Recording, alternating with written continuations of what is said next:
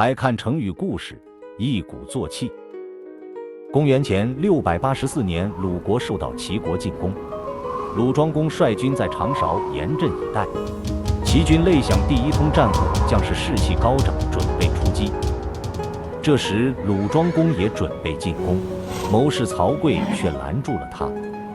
大王，时机未到，此时不必迎战。齐军再次击鼓，可鲁军阵地依然保持安静。当第三通鼓声响起，骑兵已累得东倒西歪，士气全无。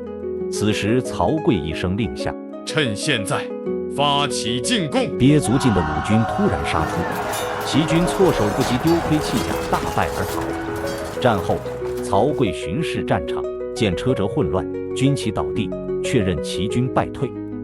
从此，鲁庄公对曹刿的信任更加深厚了。